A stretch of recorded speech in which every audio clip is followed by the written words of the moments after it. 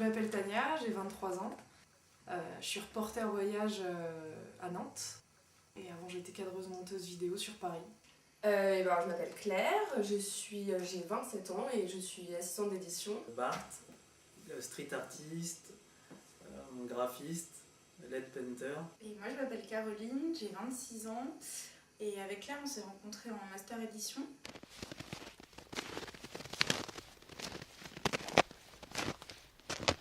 Le projet que j'ai présenté pour Paris Jeune Aventure, c'est Borealis. C'est un documentaire sur la Laponie et particulièrement sur un couple de mushers français qui sont partis s'expatrier là-bas pour récupérer une meute de 28 chiens et vivre d'une activité touristique, maison d'hôte et découverte de la Laponie avec les chiens. Les mushers, c'est les conducteurs de traîneaux à chiens.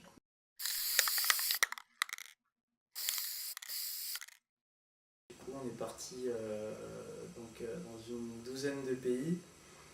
Et donc on a fait des ateliers dans des prisons, dans des orphelinats, dans des écoles. C'est comme ça qu'il faut faire le tour du monde en fait, quoi.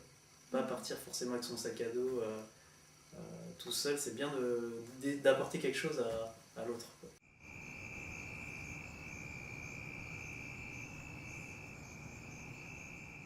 Jefferson a décidé de mandater deux de ses meilleurs capitaines, qui s'appelaient Lewis et Clark justement, pour les envoyer en expédition pour voir si les terres étaient cultivables et rencontrer les Indiens pour nouer des relations commerciales avec eux.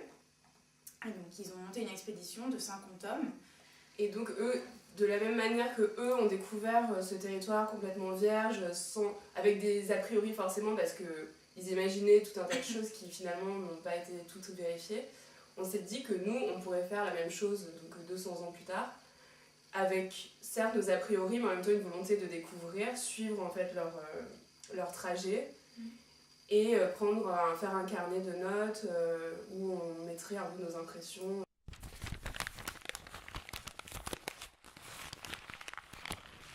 Concrétiser le projet, ça a été très très long. À partir du moment où on commence à avoir... en fait, quand c'est ton premier projet, t'as vraiment du mal à poser les bases et les vrais axes. Il y a d'abord toute la préparation du voyage en soi, donc comme expliquait Caroline, définir les trajets, trouver les prix, etc. Et ensuite, il y a aussi toute la préparation autour de l'objet fini, donc nous ce sera un livre. J'ai commencé à tâtonner un peu, en fait en parlant autour de moi, je me rendais compte que j'arrivais pas à expliquer mon projet en 20 secondes. Le fait que ça s'inscrive dans un concours où on doit vraiment faire une démarche de recherche, peut-être que ça a rendu les choses beaucoup plus réelles, et que quand je dis que voilà, ça fait un moment qu'on y réfléchit, c'était uniquement dans la pensée et dans les rêves, et là le fait de vraiment devoir le préparer, du coup ça a donné une certaine réalité au projet qui fait que maintenant vraiment on est investi.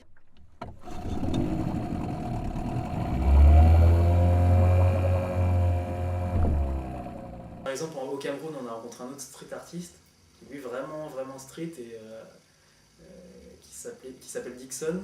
Et lui, la différence entre lui et moi, c'est que moi j'utilisais du coup le street art occidental, bombe de peinture, marqueur. Et lui, vraiment, il utilisait vraiment les éléments de la nature. On a vécu autour du feu, sous les aurores boréales, à refaire le monde en pleine taïga, à partir avec les chiens. Il n'y a pas de voisins à moins de 20 minutes de voiture. On a vu des rennes, on a vu des samis, qui sont un peuple qui est normalement assez discret et tout. Donc on a vécu quelque chose de tellement fort que c'était pas facile de le raconter avec des mots. On donnait des ateliers, mais l'accueil en fait il est tellement chaleureux qu'on se dit que ce qu'on donne c'est rien comparé à ce qu'on nous donne. Une relation humaine et humano-canine, on va dire, qui a été tellement forte que le retour a été percutant.